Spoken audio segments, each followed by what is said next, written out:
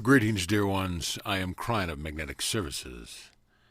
The door opens quickly with my partner, and the reason is that I never leave. He has become so used to the energy of Crine that I'm always on the other side of the door. Perhaps this is difficult for you to imagine, but it's no different than speaking to your higher self. We have always invited humanity to channel in many ways. You may call it whatever you choose, but when you look at the great art of the planet, can you doubt that it was from God? It was channeled. When you listen to the greatest music on your planet, do you understand that it came flowing through the pipeline? This energy is always available, always part of the system. For you, it has been one full day since I last spoke, since the last communication. But for me, it was just a moment ago. So now we continue the teaching on this second day. In review, what we were speaking of was the system. We told you that it is a confusing place, that interdimensionally you call the other side of the veil. We told you that it isn't a place at all, but rather an interdimensional state of energy, one that you can put yourself into any time you choose. But because of your 3D teachings, you want it to be a place. It's what your reality wants to see. But if you remember the teaching, you will now understand that this interdimensional energy is always around you. And when you put yourself in that space, it often looks chaotic and confusing. When a situation exists, when you're in that state, you cannot make sense of what is going on. Now let me start drawing the logic for you that seems to be missing. In that space that is interdimensional lies all the potentials of you. These are the potentials of what you will do, who you will meet, and what is your purpose in life. The reason these things look confusing because none of them have been manifested yet. The logic is this. When you go to that place on purpose, when you engage the interdimensional energy, you are then drawing lines of energy that look for and find the potentials you are asking for. And whereas you might think that it does not make sense, there are others who are doing the same thing. And where these lines meet is the synchronicity. I don't expect you to understand this, for it is in interdimensional language. But I say it anyway so that those of you who are in this state of meditative reading will have it shown to you. Yesterday, we told you this day would be a practical day where we would get to talk about humans in the system, and so we will. We're going to start by giving you 6 postulates. We hesitate to say rules, so we'll say that they're helping hints. These are hints to help you manifest and work with the system. By manifesting the system, we mean to actually get in touch with it and use it. At no time will we ask you to understand it. You have heard so many times the phrase, God works in mysterious ways. Well, it's not only mysterious to the 3D creature. There is actually great logic and purpose within it.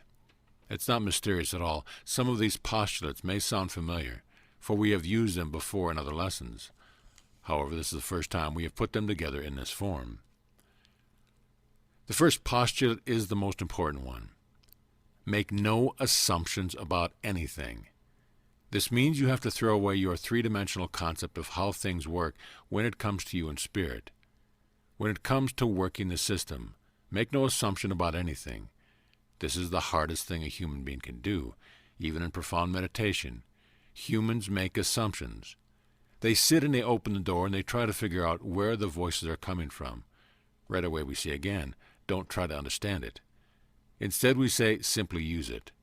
When you ask to be shown the path, do not assume you know what it will be. Do not assume you know how it will be shown. Assume nothing and move forward and be surprised. Number 2, see yourself as part of the chaos.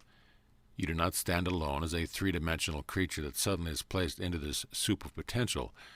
Instead, you are one of the potentials in the soup. So we are asking you to claim that you are part of the system. Sometimes we say, own this, or make it part of you. Some say, well, that sounds pretty easy, I'll do it. Well, it's not easy, for you always see yourself apart from God. You say, I am here, God is there, I'm trying to get to God. We're saying instead that you must see yourself as part of God, and therefore part of the system. Then, number 3, don't be afraid to step into it. You do this in many ways. We have told you for many years that the best thing a human could ever ask is, God, tell me what it is I need to know.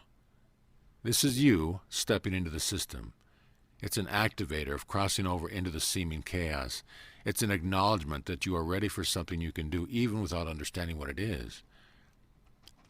So the first three postulates are all about you, making no assumptions, owning the system, and stepping into it sound like easy things. But you have to understand that most human beings don't do it this way and have trouble with all of them. Again, the concept of God is that you are apart, separate entities, and are not separate from God. There you sit on earth believing the teachings that the energy of spirit is separate and apart from a human. However, if you're going to use the system each day of your life, you must place yourself within it. This doesn't make sense with anything you have been taught, but it must now become your reality. Therefore, self-worth is going to come into play, isn't it? For the human who feels they are worthless will never be able to come to grips with the facts that they are part of God. The next, number 4, is this: trust and follow your first instinct. This rule is to trust and follow your first intuition. How many times have you had a situation where you said, "Oh, if I'd only done what I had thought first"? This is actually part of the system, and that's the way it occurs to you. It is often the very first instinct you'll have about a situation. Some call it intuition, but it's much more than that. Some of you must learn to do this, for many of you are not used to what the first instinct even feels like. So part of the system is beginning to understand what intuition and instinct looks and feels like. Well, crying, how do we do that? How about asking for it? Dear Spirit, let me recognize the signs when I feel them and hear them and realize what they are. The promise is you'll always get them, but how bright they appear in your mind is up to you. There are certain human beings who actually suppress their instincts. They don't like them, and they get in the way of their logic. Many do not think with their hearts at all and only with their brains, but quite often the first instinct is a heart connection process. The next one, number 5, is so misunderstood. Gone are the days when the human being sits and waits for God to do something. The system is all around you. It's ready to facilitate your needs. But if you never open the door, nothing is ever going to happen. Yet humans continue to pray. I want this healing so bad, they say. I want these things so much. I'd like a partner in my life. I'd like to know what I'm supposed to do with my life. So they spend all the time in prayer and meditation every day, asking, never leaving the house, constantly in prayer. That's a great way to meet someone, isn't it? You got to step out and push open the doors. So here's what number 5 is. There must be action on your part. And it comes in many forms and honors whatever your culture supports. But in general, it means leaving the house and going places where you can interact with the potentials of the synchronicity. No matter what you're looking for, it will involve the system of humanity. Therefore, you can't sit in one room alone and expect answers. Well, many say, Dear Spirit, show me what it is I'm supposed to know. Then they sit there and nothing happens, and nothing happens, and nothing happens. So in desperation, they get up and go to the esoteric bookstore. They're walking along in the aisle and a book falls on their head. God just spoke.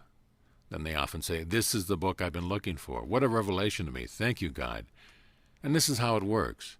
You've got to get up and go, and when you go, number 6, the big one, expect synchronicity. Synchronicity is defined as energies that align with purpose. These situations look like accidents, but they are not. This is the key. You have heard that there are no accidents, but there are those outside of your belief system who say, oh, that's crazy, that's not right. Synchronicity looks and appears like coincidence. It often looks like an accident, but it's not. It is you at the right time, at the right place, with the potentials aligned that you asked for. But if you're going to have synchronicity and aligned potentials, you've got to be there to experience them, don't you? So you've got to take some action, whether it's a phone call or it's an electronic communication, whatever it is you work with your body, you've got to put yourself in places where the synchronicity and the system can work. And I say it for those in these rooms and those who are hearing and reading now. There are those of you who still will not do this, for you believe there's some kind of sacredness in staying put and just praying. Instead, try to understand the balance of things. There's a time for asking and a time for receiving. They are done in separate places. If you spend all your time in the asking place, no receiving will occur. Those are postulates. Now I'm going to give you some practical things using these postulates. We're going to discuss some situations and show you how Spirit works. Some of you know these things, but perhaps you've never put them together. The first thing, the most difficult for human beings, is timing. Yesterday we said that your clock is not God's clock. We also told you that it's impossible to apply a 3D time frame to an interdimensional potential. It's frustrating to humanity that God delivers things not when you ask for them, but only when you need them. You see, to us it doesn't make any sense whatsoever to give you an answer to put in your pocket, because when you get to a place where you thought you needed it and pull out of your pocket, it's the wrong answer. Instead, it must be the scenario of synchronicity and the energy of the moment. Let me tell you about a specific human being. He thought he was using the system and doing his best. Actually, he didn't really understand how it worked, and he had made some assumptions. This human being had a task at hand. He was a very gentle man, and he worked as a boss at a factory. He was in charge of many workers, and he was a good supervisor, for he loved his employees, knew their families, and respected all of them. He was about to have a challenge, however, since he was going to have to lay off one of the employees. Instructions had come from his supervisor that he had to cut back the workforce by one man. Therefore, one of the men under supervision had to be terminated from his job. Now, here's a common, practical attribute of life. You're walking into a situation and you want to know how to handle it. It's a good request, is it not? It's an honorable request of God. Dear Spirit, I know this man. I love this man. I know his family. Please give me guidance. What am I going to say? How shall I handle this for him? What's the best way? I'm anxious about it. And being a spiritual man, he went on his knees and asked. He made an appointment with the employee, and he knew he had to do his deed within 3 days. But he received no answer at all. He received no intuition, which is what he depended on, and he had no instinct. Instead, it seemed like God was on vacation, and it wasn't even August. No answer. The second day, he went on his knees again. I know I've been listening, but I'm receiving nothing at all. And I've got to know because I have an appointment tomorrow. Dear Spirit, give me the information so I'll be able to do this in an honorable way. How is the best way to approach this? Nothing. No answer at all. Now, here is where the human being becomes frustrated. Well, I'm stuck. God is not listening.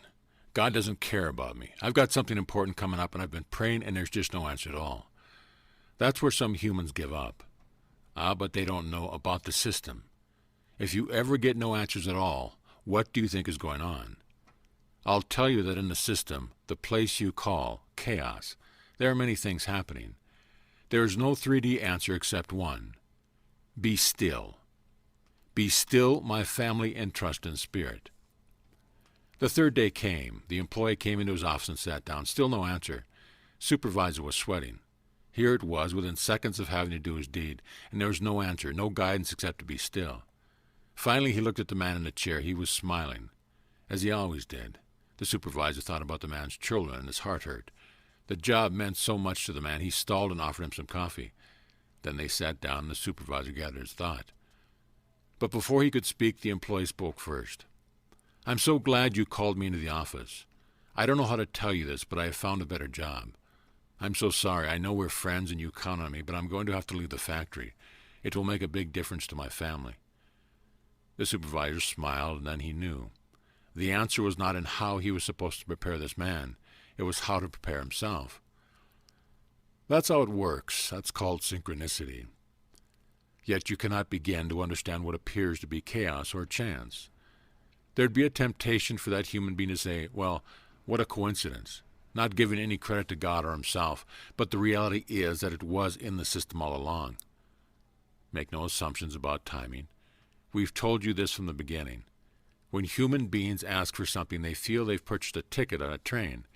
Then they tap their toe, expecting the train to come with God in it. Doesn't work that way. It's not a ticket at all. It's a request for synchronicity without an assumption of timing. We could say the same thing about the delivery of answers. That is the other thing that human beings do. They ask for something and then they expect a complete answer. That's what you get in 3D, isn't it?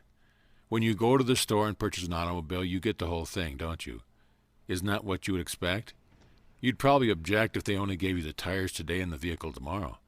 But that's the way synchronicity works, piecemeal.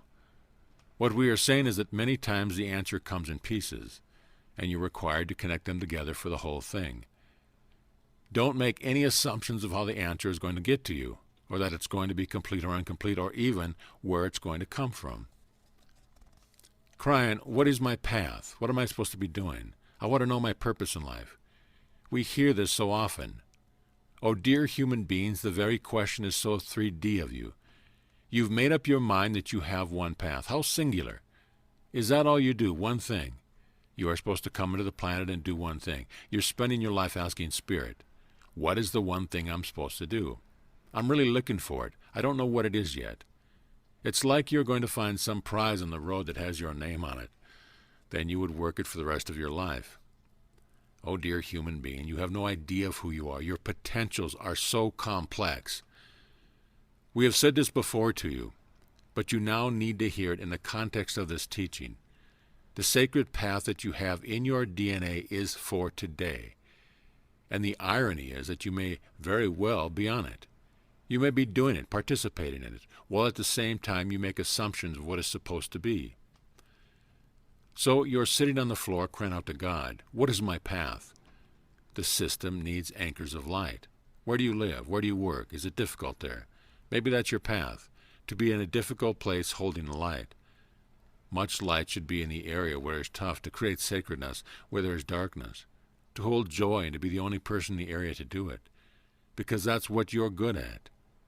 And while all the while you say, I am doing nothing for anyone, I've got to know my path. Got to know my path. Yet the human is frustrated. Never understanding the path is what they're already doing so well, and tomorrow it may change. Every day of your life you hold a place for the light of God to come in and shine. It's often in the places where there is no one else but you who holds the light. Did you ever think of that? There are as many paths as there are days in the year, and that is synchronicity. So what is your passion? If you follow it, that's where your path will lead. Your path is changeable and not one thing. Yet many times humans make up their minds they will be one thing. I'm going to be a healer, they say, and they think that's what God wants. They've got it all figured out. They've made an assumption, however, a singular one, like they've had some kind of meeting with God and God agrees. Unknown to them, they did this agreement all by themselves. God wasn't even there. And then when they hit obstacles, they say, how can this be? I'm supposed to be a healer. They made the assumption that what they see is, therefore, their path. There's no synchronicity in that. They're not part of the system, you see. They're not following the system. Instead, they're plowing a trough of their own vision in 3 dimensions. Sometimes this is difficult to explain to 3D creatures who work every day in that reality, to feel the difference between what they have visualized for yourself and what the system has for you. So the next question would be, what is the voice of God? Dear Spirit, I've been waiting for answers. I need specifics. Then the humans will think they're going to hear something in their brains. Perhaps somehow it'll be written on the wall. I will tell you again, the reason we tell you to follow your first instinct is that the vehicle for communication is intuition. This intuition is a product of synchronicity. It is very real way of God, the system, communicating with humanity. Humans don't like it because it appears as though they thought of it, so it isn't from God. After all, they've waited for an answer from God, not themselves. Some of you get a thought in your brain and say, well, I just thought that myself. It can't be God. Well, that's exactly who it is. But that's you using the synchronicity because you gave intention to step into it. Don't you deserve to receive these messages in that way? Aren't you sacred? Intuition is the way. That's how it works. But again, the assumption is that God is big and that you are small. Therefore, what you think personally is not what God is telling you you think. Get used to intuition being the answer. When my partner began this process of channeling, even though he had opened the door for Cryon, even though he received messages, he didn't believe it. Even with validation from those who knew the truth, in his intellectual mind he said, I'm making it up. This is because when you channel, it feels like it involves the human brain. Well, it does. It has to. It involves all your DNA, your emotional state, and your intellect, all connected to Source. He finally let go and realized the channel was also using his own sacredness. That's when it got clear. Trust your intuition, for those are the words of God. Some have even said it is messages from what many have called the Holy Spirit. This is another way of saying the higher self. Many belief systems have different names for the same energy, but it's always about how you receive the messages you see. You're part of the system. There have also been many questions about business. I told you this message would be practical, so I'll give you 2 examples. Here's advice for those who are trying to co-create jobs so you can help develop the abundance needed within a society to be able to live. First, dear one, God is not in the dark. God knows the society that you live in. Spirit understands that you need abundance in order to stay in the place you are, to purchase the food, for the transportation or more. God is not against money. As soon as you understand that, you'll be far more peaceful. In fact, it is up to you to manifest, through synchronicity, the abundance you need to live. In other words, money is part of the system. It is as divine as any other part of your path when you treat it spiritually. Did anyone ever tell you that Spirit wanted you to suffer a little? Perhaps you're supposed to walk to work with no vehicle. Maybe you shouldn't eat. Perhaps you shouldn't stay out in the cold for a while because you can't find a home. What kind of light worker is that? When others look at you, do they say, "I'd like to be just like him, destitute, unhappy, hungry, and cold"? That doesn't make any sense, does it? No, it's just the opposite. Spirit wants you in abundance, and abundance is defined as sustenance for each day at a time, in joy. How can you hold the light if you are in a survival mode? What is your source of abundance? Do you worry about it, or do you consider part of the system? Do you give it to Spirit, or do you sequester it because you don't think God understands money? Blessed is the human being who integrates everything in their society and themselves and understands what it is divine. For these are the light workers who are healthy, balanced, and mobile. They are the ones who make a difference on the planet. That's business. Money is only a challenging energy when it is hoarded or the source of worry or not within your control. That's when it becomes a god unto itself and takes on the challenging energy assigned to it. The invitation is to see it as simply another thing in your toolbox, like love and compassion and joy. Fear of not having it will create its absence. Another part of the system has to do with partnering with someone in an endeavor. You'd better use the system that I've given you, which is synchronicity and potential. The advice is to find somebody who spiritually loves you. This partnership will last as long as you choose, and there will never be betrayal. Surround yourself with those who love your heart, and the partnership will endure. And in speaking of financial things in business, I'm speaking of whatever you do in your society that is commercial. Oh, that's odd. Krein is talking about commercial things. Yes, I am. If you live in the society, it's part of you. If you live in the culture, it's part of you. So why not use the divine tools you have made to work as part of you? There is no separation of commercial things and spiritual things to God. They are all part of your walk from day to day and are seen as part of the energy of your time on earth. Those who wish to separate them and call them sacred and some less sacred are not considering the wholeness of your task on the planet.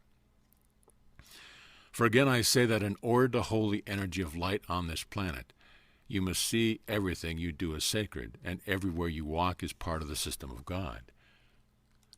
Relationships are difficult, and again, there is an assumption of the one for you. But it may not be that way. It may be many relationships over a period of time that synchronistically put themselves together with you for a purpose that only becomes obvious later. Let me reveal some things about relationship, a revelation about romance. Many of you have your partners existing in your lives. Others do not. So this is for those who do not, and also for the wisdom of those who do, so they can teach their children about the system. Have you ever wondered why it is that you are so individually different about those who you choose? For those looking for a partner, you have an idea of what is acceptable, what is not. Where do those attributes come from? For each of you are so different from each other. Now I'm going to reveal something. In this system, there are synchronicities and potentials of the partner who might be out there. So within your own consciousness, you are given the desires that are meant to match the synchronicities of those who are out there, and therefore the setup is complete. That's who you're looking for, and that's why. And all of you are so different, but that's where the desire for special attributes come from. It's not just a personal choice, it's instinct. That is a potential out there that looks just like the ones you are imagining, and I mean in all ways. What their heart looks like, what their conscience looks like, all things. How it makes you feel. It's not just how you feel about what you want. Your personal choices have been placed there because you asked for this. Let me tell you about Mary. Mary makes assumptions, just like everyone else. She's a light worker, and she's single, and she's looking for a partner. So Mary prayed to God, I want a partner. I can just visualize him. He's got these big brown eyes, his eyebrows are a little bushy, and he's got a beard. I like men with hair. Pretty specific, wasn't it? Mary knew, however, that she was watching for a man who looked like this. God, bring me this man. I'll be patient. I'll wait. Bring in a man like this. Indeed, a man showed up in her life, and he said, I've been watching you. We're having a family dance, a get-together. It's a festival for our family, and we do it once a year. I don't know how to ask you this, but would you come to the dance with me? Well, this man didn't have bushy eyebrows, no big brown eyes. He wasn't her type at all. He didn't have a beard either. Normally, Mary would just say no. After all, she knew who she was looking for. She'd say no because that wasn't what she felt God would bring her. But somewhere Mary had heard the information. Make no assumptions about anything. She thought very hard about this, but she did not want to lead this man on. She did not want to give him hope that she would be his partner. She did not want to say yes because of this, but then she didn't want to hurt his feelings. So Mary made a decision to go. All right, can't hurt. I'll go to the dance, she said. Yes, I'll go. They arrived at the family gathering, and the man who asked her was suddenly very shy. Mary, I have not been honest with you, he said. Please forgive me. But I have an extremely shy brother who really wanted you here so he could meet you. Mary looked around, and there was this man with dark blue eyes, bushy eyebrows, and a beard. Mary smiled and thought to herself, I got everything right but the eyes. I'll take him. And indeed it was him. Do you get the point? You can't make the normal, singular assumptions you're prone to make.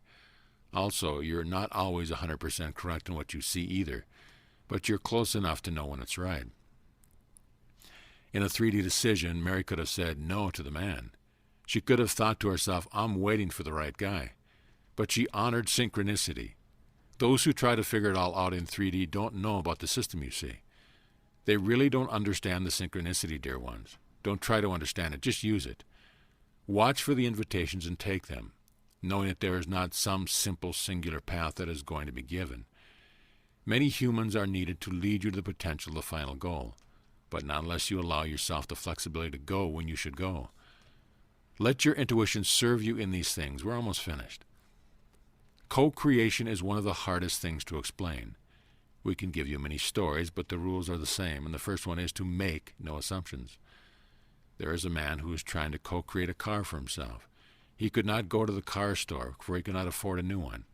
He couldn't even afford a used one at the place where they sell those. He needed a miracle. God, give me a car. I need it to go to work. I need to manifest a vehicle. Listen to this. For many of you have been exactly in this situation before. Practical information. Here's how the system worked. He had a friend who said, I don't know about a car, but I've got a guy who can give you a ride to work. And that's where most human beings would say, well, no, I don't need a ride. I need a car. I'll be wasting time if I just get a ride. I need to find a car. But this human being knew about the system and about synchronicity. So he took the opportunity and he took the ride to work. When he struck up a conversation with the man who was giving the ride, the man said, Did you know this car is for sale? You know the rest of the story. Of course, he bought the driver's car. That is how spirit works. Outside the box of logic, within something that looks like chaos, is a beautiful answer. This is the way the strands of the lattice connect the potential of energy. And for a human being to use it, all they have to do is understand they are part of it and begin to manifest it. But for most human beings, it looks illogical and even foolish. It doesn't seem right that they could be accidental answers that you can plan on. You see, there's a system, and it's ready to manifest for you. Oh, there'll be challenges, and there'll be learning. Isn't that the way everything is? But the answer to so many of your co-creative efforts are already floating there in the system, if you allow it to work for you. We're about to close and leave this place. It's no accident that we sit in Spain, for the synchronicity is clear. Those of you who met this weekend are part of what my partner calls the team of Cryon, and they are here through synchronicity. It's not coincidence. It's also not an accident that you're in the chair listening to this. So how about that healing? Are we ready yet? Are you starting to understand yet? Perhaps you didn't just come to get a healing from Cryon. Perhaps there's something here you're supposed to meet who has an answer. You came for one reason, but you leave realizing another. Did you go out of your way to meet someone you didn't know today? It's not too late. But you have the concept now that perhaps in this group many have come synchronistically to meet each other. Perhaps they have the answer to help you on your current path. Did you take advantage of it or not? This is human free choice. But I'll tell you, the system is grand, and it's working right here.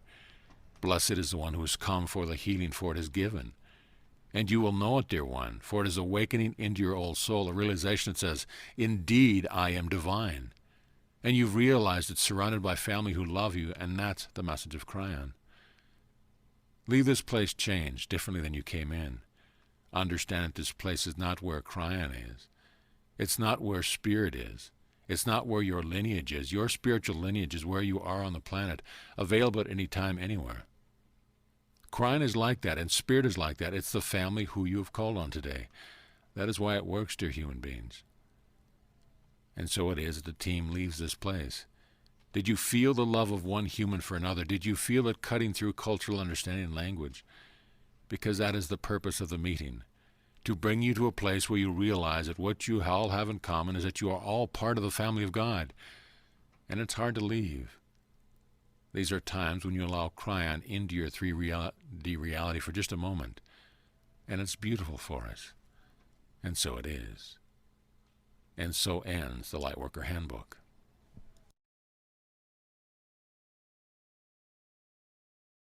Looks like you forgot, once again, how powerful you are.